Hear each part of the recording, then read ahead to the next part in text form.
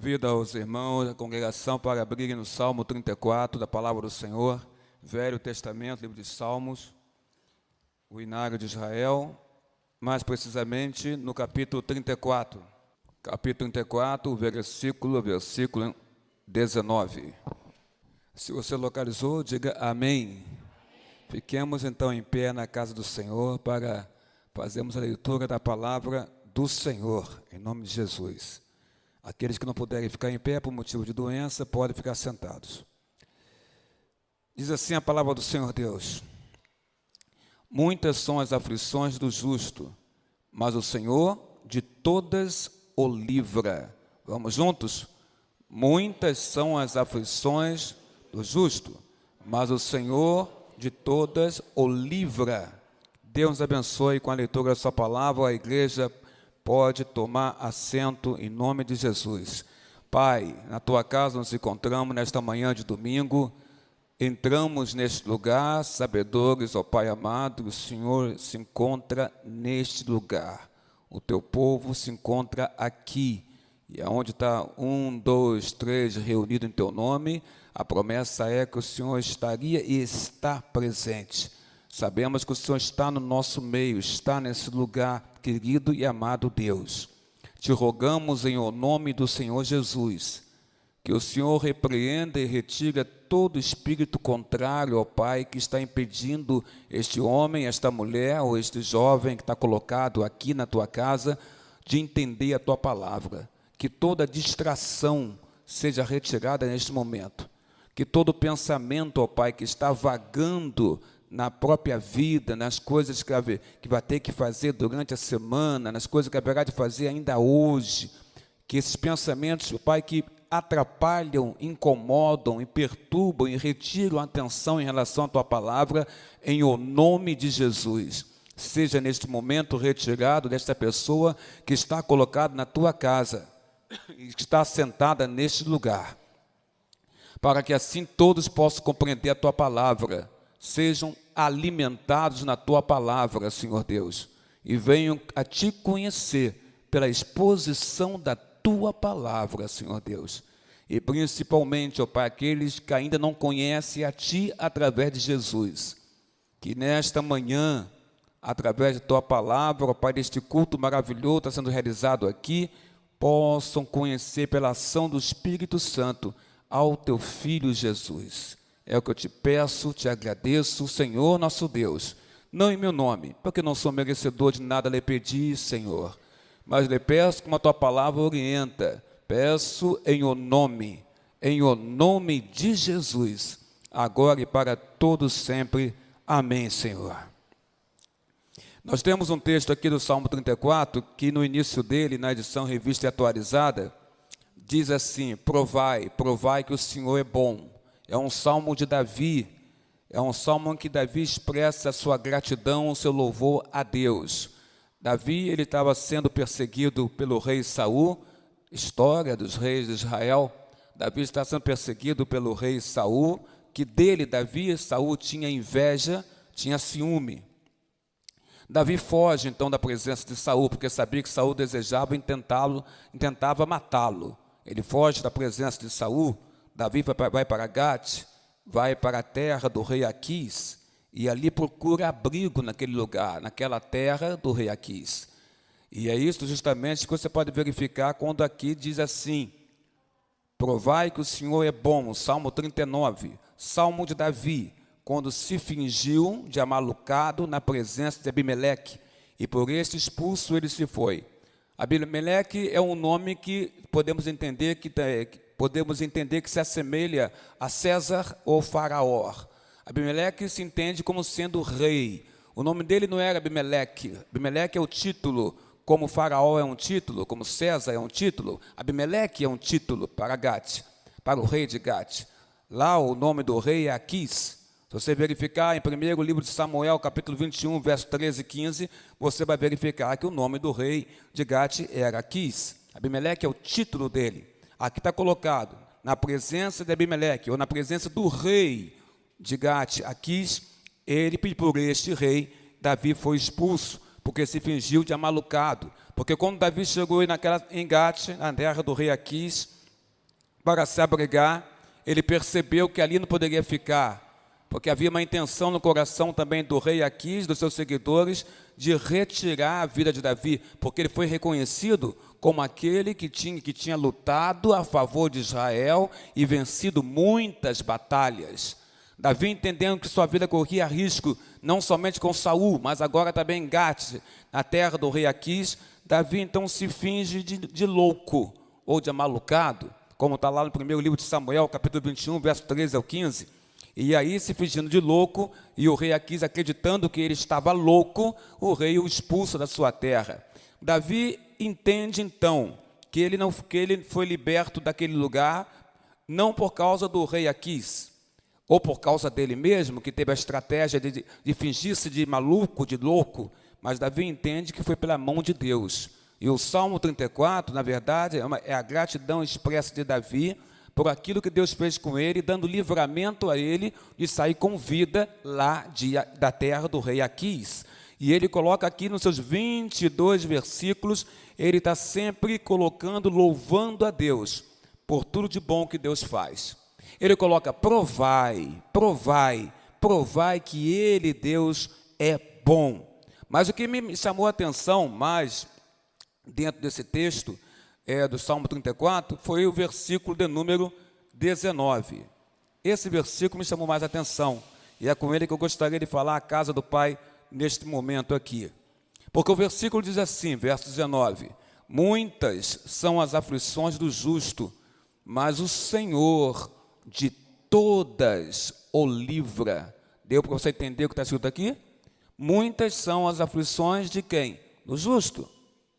Mas aqui há uma certeza e uma afirmação do salmista. O salmista que tem experiência com Deus, que é Davi, que ele fala: mas o Senhor de todas o livra. Livra de quê? Das aflições. Como é possível que um versículo tão pequeno ele possa conter tanta coisa boa e importante para as nossas vidas? Eu não sei se você parou já para analisar o versículo 19, mas eu parei para analisar esse versículo e fiquei encantado, admirado pelas coisas que Deus coloca para nós neste versículo, através da boca de Davi, pela experiência de Davi com Deus. Eu vou começar dizendo o seguinte, eu vou começar usando a primeira palavra, muitas. É o que Davi fala, muitas são as aflições. Vamos então com a palavra muitas. Muitas. Às vezes, irmãos, nós vivemos tão cercados por tantas coisas, por muitas coisas, que tiram a nossa paz e o nosso sossego. Eu creio que eu falo uma coisa que você entende bem. Quantas vezes você já não se viu cercada ou cercado por muitas coisas que tirou o teu sossego e que tirou a tua paz? O que tira o sossego de um homem, de uma mulher? Muitas das vezes o que nos tira o nosso sossego é a questão da saúde. É não termos saúde, estarmos enfermos. Isso tira a nossa paz, isso tira o nosso sossego. Em outros momentos é o desemprego que nos chama a atenção e nos tira o nosso sossego e tira a nossa paz. Em outros momentos é a questão familiar que tira o nosso sossego e que tira a nossa paz. Muitas vezes é você olhar para a sua vida e não ver um objetivo, um propósito na sua vida. E isso tira o seu sossego e tira a sua paz. Davi está falando uma coisa que ele entende bem. Ele diz: muitas, sim, muitas coisas nos tira a nossa paz e o nosso sossego. De tal forma que faz a nossa vida perder, irmã Ana Marçal, o sabor.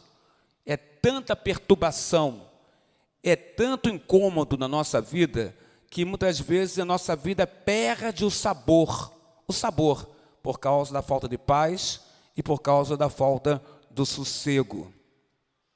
Mas apesar de serem muitas coisas que vêm para nos abalar, ou para retirar o nosso chão, ou para nos estressar, ou para fazer você tropeçar no meio do caminho, nós temos um Deus poderoso, um Deus que nós podemos recorrer, um Deus que dos altos céus nos olha, nos observa, um Deus que tem carinho pelos nossos corações, um Deus que enviou o seu Filho à cruz para morrer por nós, o que demonstra o seu grande amor pela humanidade, a humanidade que Ele criou. Então, apesar das muitas coisas de retirarem nessa terra o nosso sossego e a nossa paz, nós temos a quem recorrer. Nós podemos recorrer a Deus, nós podemos fazer orações a Deus, nós podemos clamar a Deus. E aquilo que nos abala, que nos estressa, que retira nosso chão, que nos faz tropeçar, quando recorremos a Deus, Deus nos conforta, Deus nos consola. Deus pega aquele que está caído, prostrado, e Deus segura pela mão, e Deus coloca de pé, e faz essa pessoa andar com Ele, com o Senhor Deus. Nós temos um Deus que vem em nosso socorro, um Deus que eu posso crer e que eu sei que Ele me ajuda quando eu estou em apuro.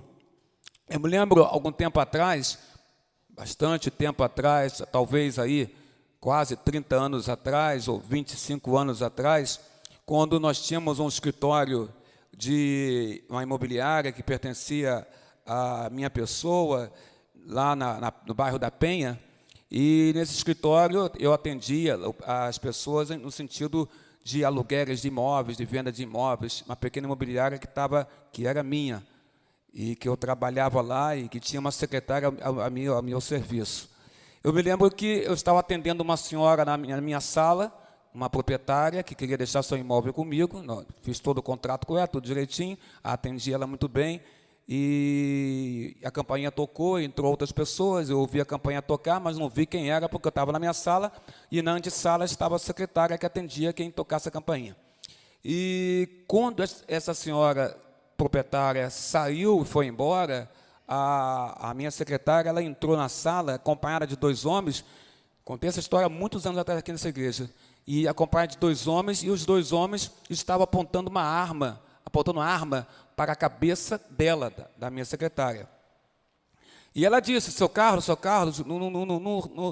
não reage não, seu Carlos. E eu sentado na minha cadeira, assustado com aquela situação, e os homens queriam lá os cheques, né, que os inquilinos pagavam, sabia o dia do pagamento, né? Era tudo já orquestrado, já sabia o dia que a gente recebia dinheiro no escritório, me parece que está tudo já orquestrado. E aí eles nos roubaram os cheques, os valores em espécie que estavam lá, e nos humilharam de forma a pegar o cadarço do meu sapato e me amarrar as mãos e os pés com o próprio cadastro do meu sapato, como também fizeram com a menina, amarraram ela com o cadastro do tênis que ela estava usando também. E a todo momento, quando eu estava sentado ao chão, amarrado, as mãos amarradas com o cadastro, os pés também, um dos bandidos ficava apontando a arma para a minha cabeça para eu dizer onde estavam as coisas, onde estavam os cheques, onde estavam os valores que eles queriam levar, não é? Antes de me amarrar, eu me lembro que a minha vontade era de... Naquela época eu tinha 30 anos de idade, aproximadamente, 30 anos. A minha vontade era de avançar contra eles, avançar e lutar contra eles, né? Porque nem todo momento eles estavam apontando a arma para mim. Às vezes eles abaixavam a arma. A minha vontade foi de avançar contra eles. Mas não fiz isso, não avancei contra eles. Eles me amarraram, me deixaram amordaçado, e a arma, toda hora, ficava brincando de colocar na minha cabeça, perto do meu ouvido, e dizer que iam atirar se eu não dissesse aonde eu tinha guardado os valores que os inquilinos tinham pago os aluguéis. E aí eu tive que dizer, né, e eles foram embora, e foi uma situação muito difícil. Mas minha vida e nem da Rita, que eu nunca mais tive conhecimento onde a Rita está trabalhando agora, eles levaram nossas vidas, não levaram nossas vidas. Creio, porque Deus tinha um propósito, tanto para a minha vida, como a vida da Rita, que era crente também, evangélica também, e não era a nossa hora, Deus não permitiu. Deus, então, nos livrou daqueles homens maus, que há 30 anos atrás entraram naquele escritório com violência para roubar um punhado de dinheiro que tinha naquele lugar. As pessoas tiram a vida dos outros por bobagem, por pouca coisa, irmãos. Mas nós temos um Deus que nos dá paz, que nos dá sossego, que nos livra que nos liberta, que nos protege do homem mau. Apesar, então, de muitas coisas virem para nos abalar, nos estressar, retirar o seu chão, você se encontrar em apuros, saiba que mesmo assim, quando perturbado você está, existe um Deus no céu que se preocupa com você aqui na terra e que tem amor por você aqui na terra. A outra palavra que esse salmo diz é a palavra são. Muitas são. São o quê? Eu creio que cada um de nós já passou por lutas. Eu passei, você passou, eu vou passar, você vai passar também, ou você está passando, ou eu estou passando também por lutas nesse momento. Nós já passamos por muitas lutas no nosso passado, e lutas que deixaram marcas profundas, presbítero Zé Rita, em nossas vidas. O senhor, com 90 anos de idade, deve ter passado por lutas na sua vida, e essas lutas devem ter deixado marcas no seu coração.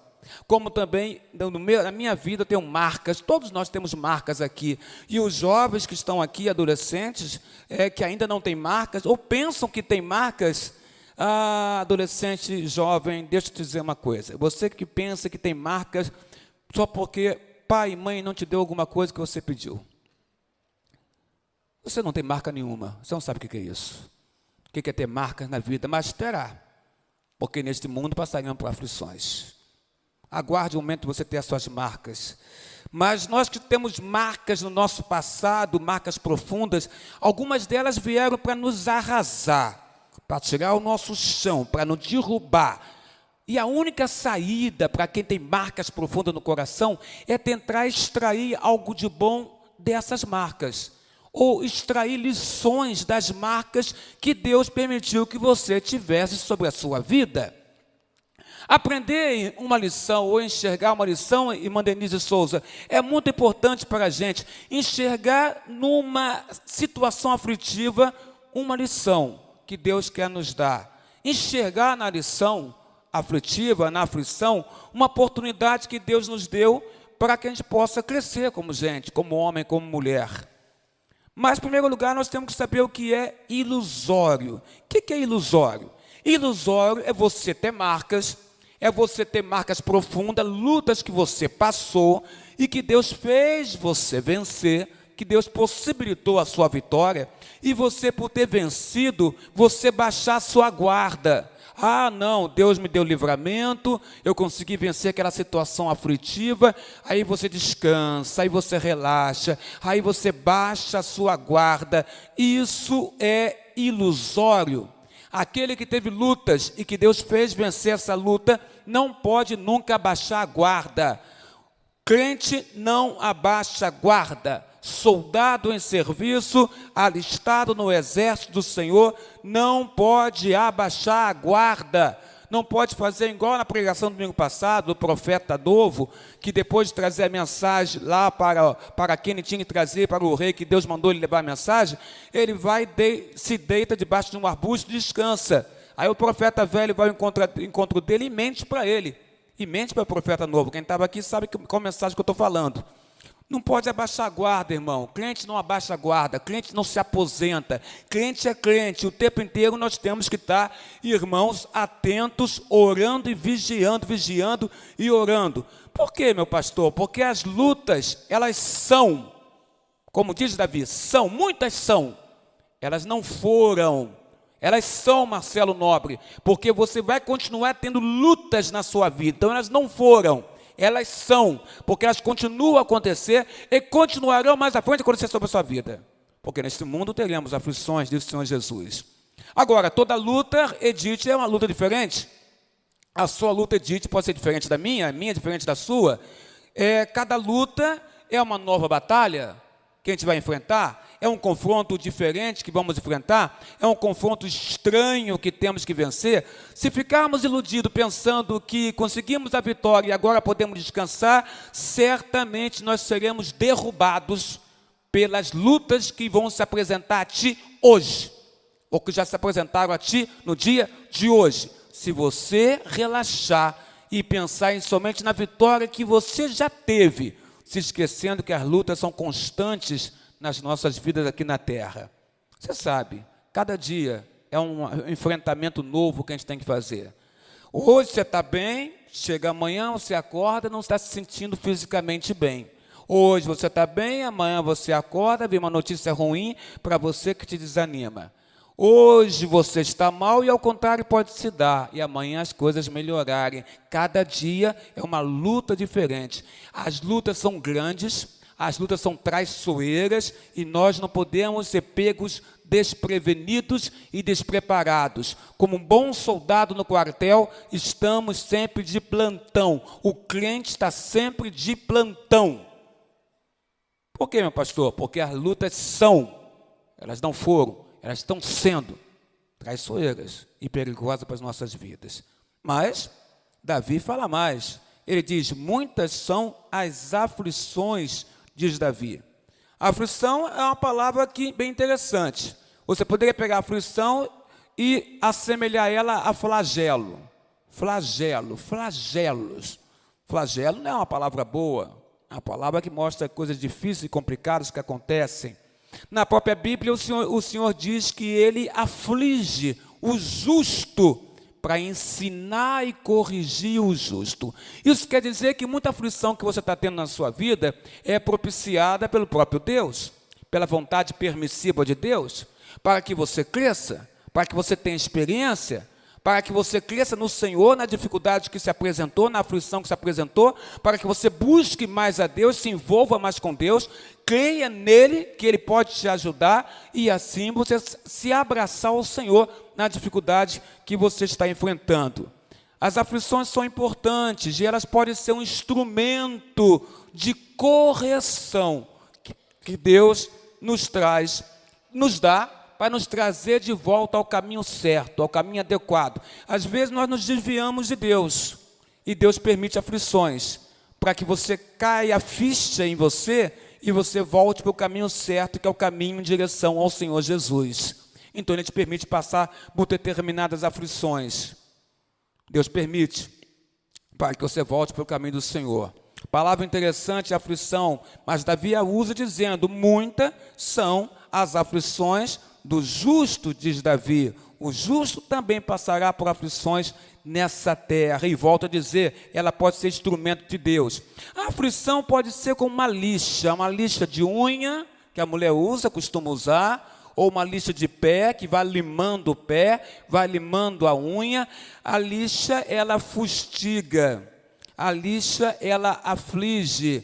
A aflição pode ser uma grande lixa, que Deus está usando em você, te fustigando, te limando, te polindo, te moldando.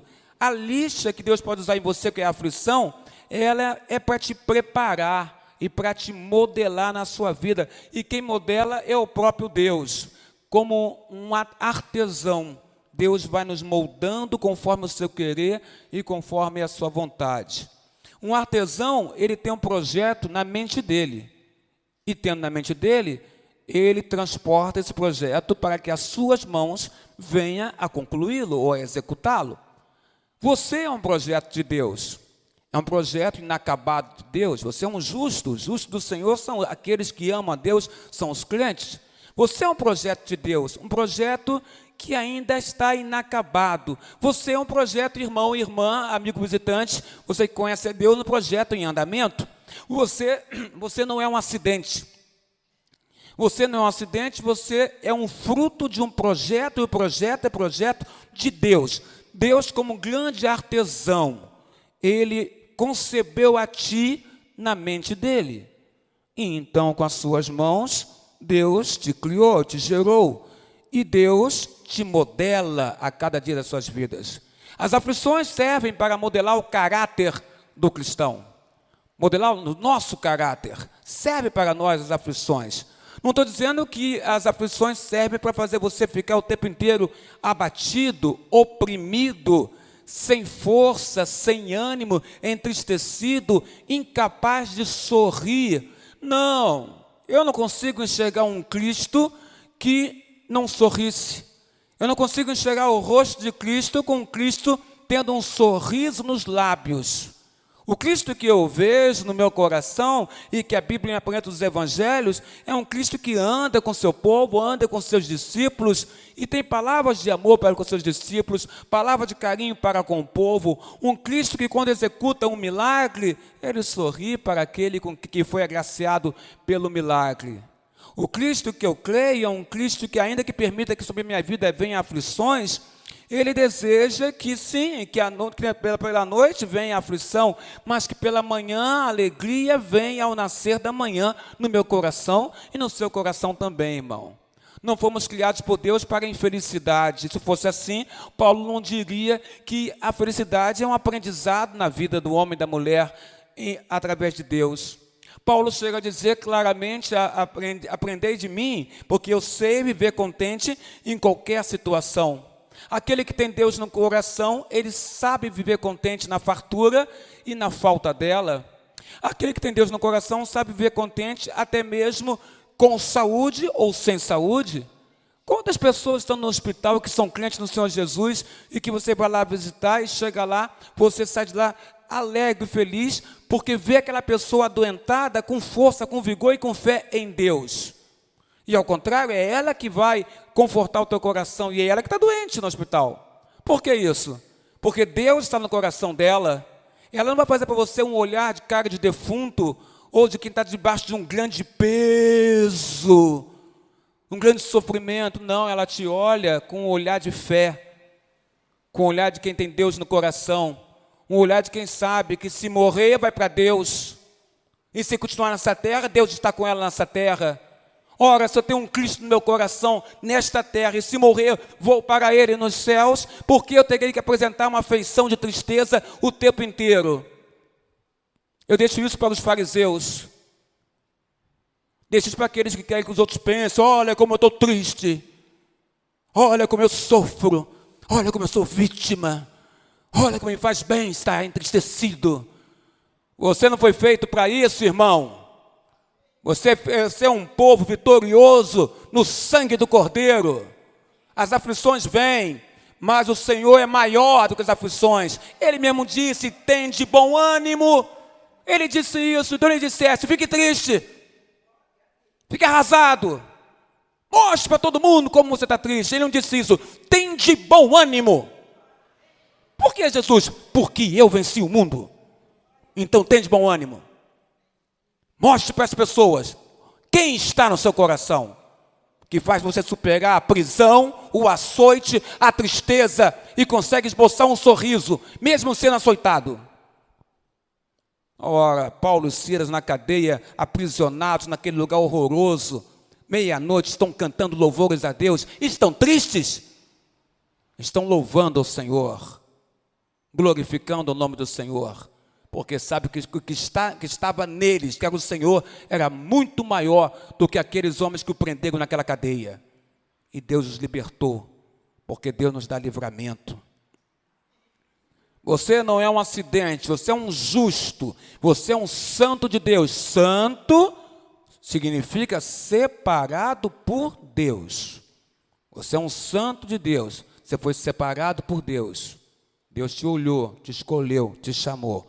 Você não é um acidente, você é fruto de um projeto maravilhoso na mente de Deus, e que Deus está modelando você a cada dia da sua vida. Você é um projeto em andamento, um projeto ainda inacabado. Você não é motivo de vergonha para Deus. Deus te ama, Deus tem carinho pela sua vida, carinho maravilhoso expresso em Jesus Cristo. Deus ainda não terminou a obra que Ele iniciou em você. Deus ainda está trabalhando em você. Ah, amado, permita Deus trabalhar na sua vida. Permita, suporte as marteladas, suporte a lixa que machuca a tua pele, são as aflições. É doloroso, meu pastor, eu sei que é doloroso, porque eu também sou ser humano como você, e tenho também aflições na minha vida, e também sou limado também na minha vida. Então eu sei que é doloroso, mas eu quero te dizer que o resultado final valerá a pena o resultado final com o Senhor. Ah, Davi diz mais, Davi diz: muitas são as aflições do justo, mas o Senhor, diz Davi.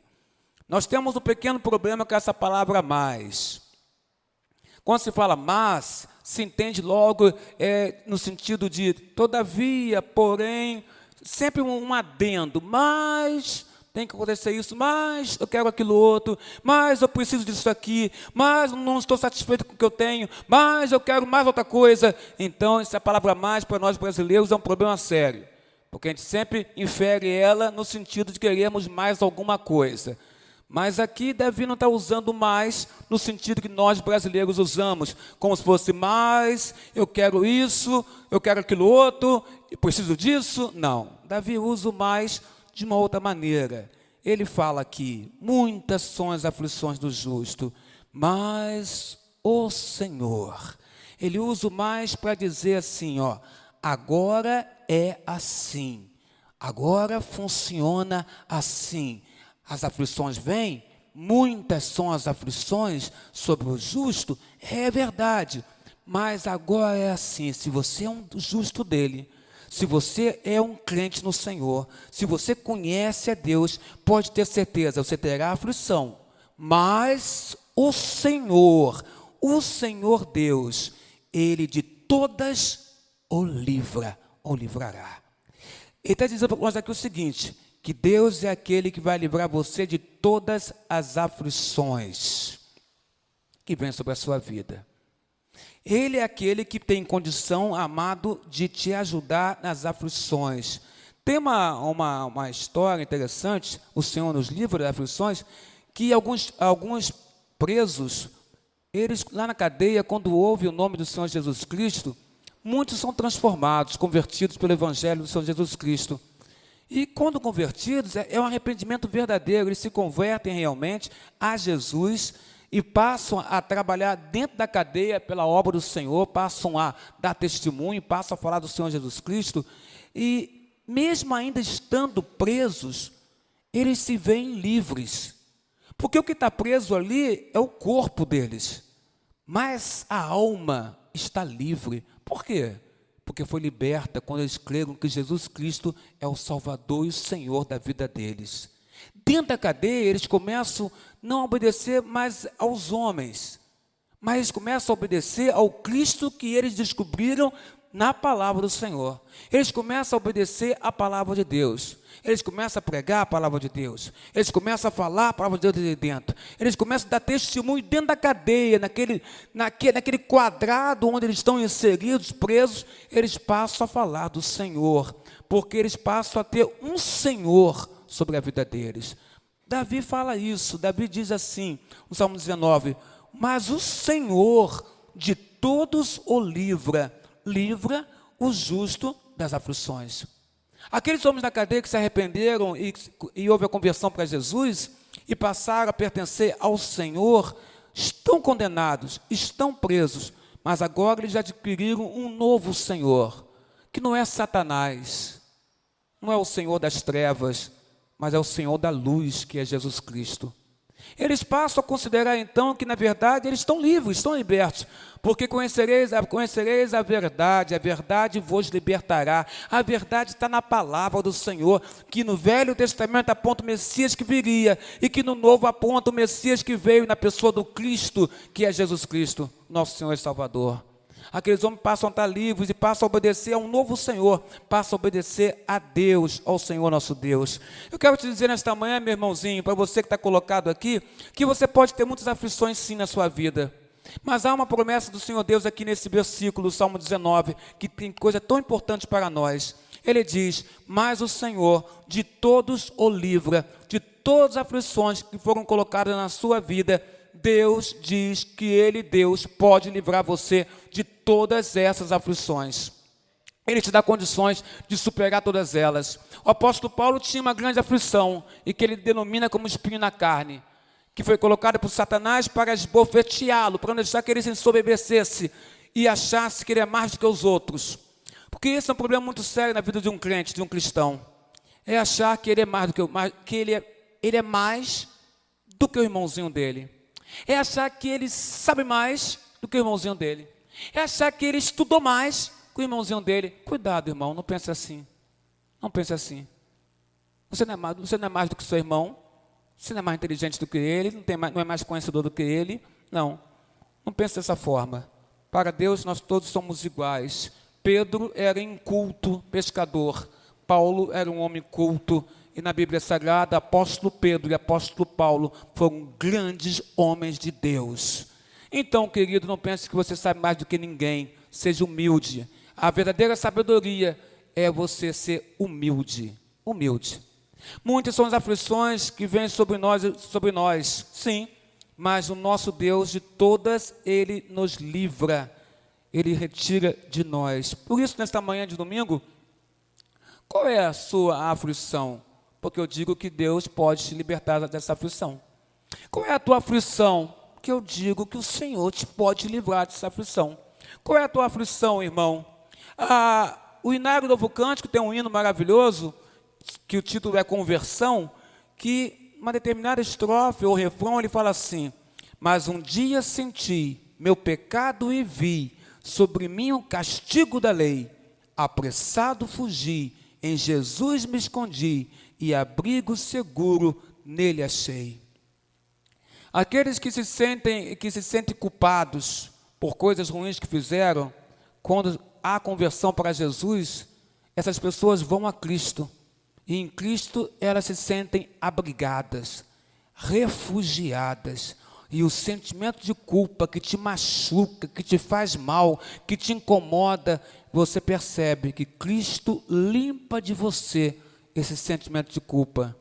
Cristo retira de nós, nos liberta, nos purifica de todo o pecado. E aí, meu amado, nessa hora, você se vê realmente como um novo homem, como uma nova mulher.